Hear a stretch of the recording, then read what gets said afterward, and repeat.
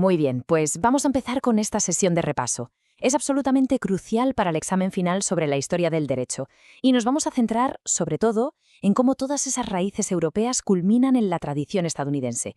Vamos a recorrer nada menos que casi 1000 años de evolución jurídica. Para empezar, quiero que nos detengamos en esta cita porque es la base de todo lo que vamos a ver. Jaroslav Pelikan hizo una distinción genial entre tradicionalismo y tradición.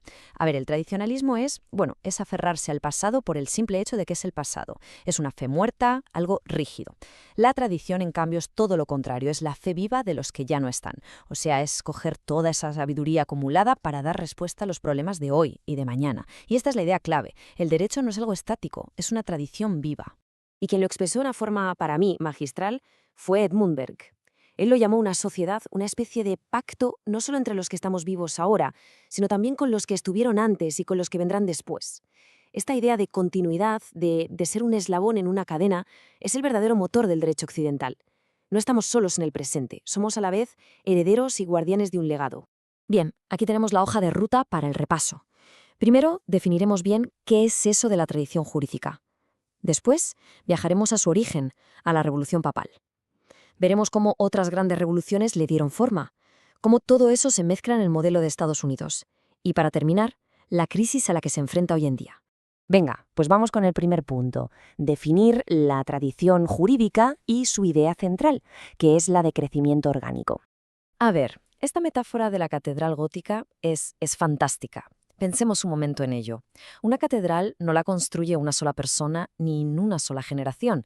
Se va construyendo y reconstruyendo a lo largo de los siglos. Cada generación añade algo, repara otra cosa. Pues el derecho es igual. Tiene, por así decirlo, un mecanismo interno que le permite cambiar, una lógica propia que evoluciona con el tiempo. El derecho no se inventa de la nada. Crece, se adapta, evoluciona sobre sus propios cimientos. Y esto nos lleva directamente al segundo punto, al origen.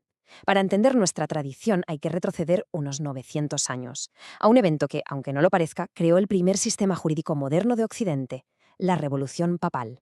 Entonces, ¿qué pasó aquí exactamente? Pues el Papa Gregorio VII libera a la Iglesia del control de los emperadores y los reyes. Y ojo, esto no fue solo un asunto religioso, para nada, fue una auténtica revolución jurídica. De repente se crea una red de tribunales eclesiásticos profesionales que convierten a la Iglesia en, de hecho, el primer Estado moderno. Se sistematiza el derecho canónico, creando un cuerpo de leyes coherente y, lo más importante, nace una clase profesional de juristas, abogados, jueces y académicos que se dedican al derecho a tiempo completo. Y aquí está la consecuencia más brutal, el punto que lo cambia todo. Esta revolución estableció un principio que define a Occidente hasta hoy. La máxima autoridad política está sometida a la ley. Ni el rey, ni siquiera el papa estaban por encima de ella. Podían crear la ley, sí, pero no de cualquier manera, y estaban obligados a cumplirla. Esta es la semilla de lo que hoy llamamos Estado de Derecho. Pasemos al tercer punto. Después de esta primera gran revolución, el testigo lo recoge en una serie de revoluciones nacionales que van a transformar el derecho por completo, llevándolo de un mundo basado en la fe a uno basado en la razón. Fijaos en esta cronología, porque no es casual. Empezamos en el siglo XVI con la Revolución Alemana de Lutero. De ahí saltamos a la inglesa en el XVII, que le da su propio giro. Luego, la Revolución Francesa en el XVIII lo pone todo patas arriba e inspira directamente a la Revolución Americana. Como se ve, cada una se apoya en la anterior, pero al mismo tiempo rompe con ella, creando algo nuevo. Aquí vemos un cambio de mentalidad radical. La teoría papal de las dos espadas decía que el poder espiritual y el secular estaban separados, pero entrelazados. La revolución luterana la destroza y la cambia por la de los dos reinos. Por un lado, el reino celestial de la fe, que es un asunto personal. Por otro, el reino terrenal, que se gobierna exclusivamente por la ley del príncipe, la ley secular. Se elimina la jurisdicción de la Iglesia y el Estado lo absorbe todo.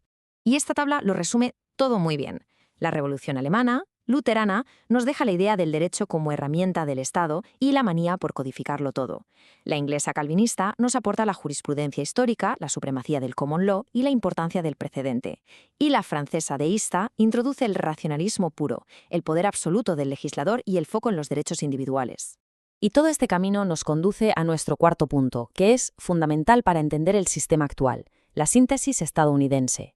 Porque el sistema de Estados Unidos no aparece de la nada. Es una mezcla, un compromiso único entre todas estas tradiciones europeas. A ver, la Revolución Americana es fascinante porque tenía dos almas que parecían opuestas.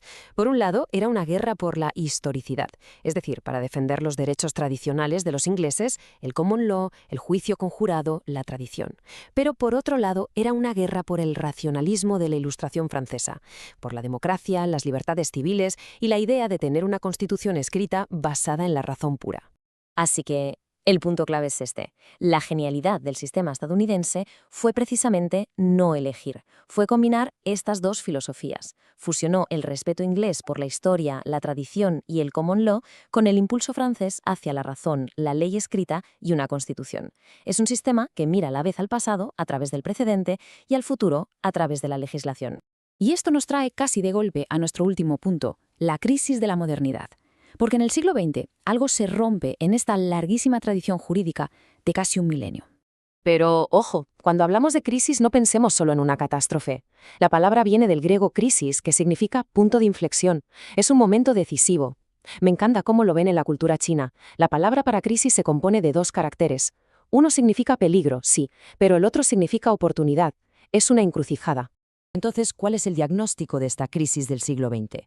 Pues según el jurista Harold Berman, es una amnesia social aguda, una ignorancia tremenda de nuestra propia historia jurídica. Es como si hubiésemos perdido la memoria colectiva, esa conexión con las generaciones pasadas. Vivimos anclados en el presente sin saber de dónde venimos y por lo tanto sin tener ni idea de hacia dónde vamos.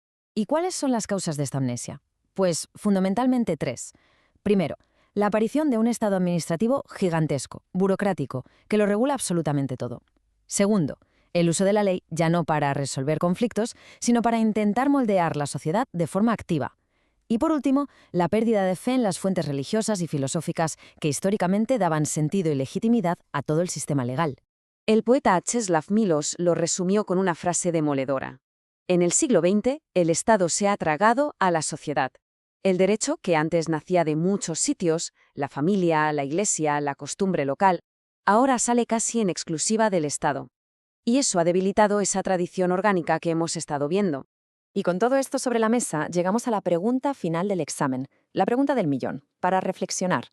¿Esta crisis actual, esta amnesia social, es un peligro que nos avisa del fin de la tradición jurídica occidental o es, por el contrario, una oportunidad para recuperar la memoria, para reconectar con ese pasado y así renovar esta tradición viva para las generaciones que vienen? La respuesta, bueno, esa respuesta definirá el próximo capítulo de esta historia.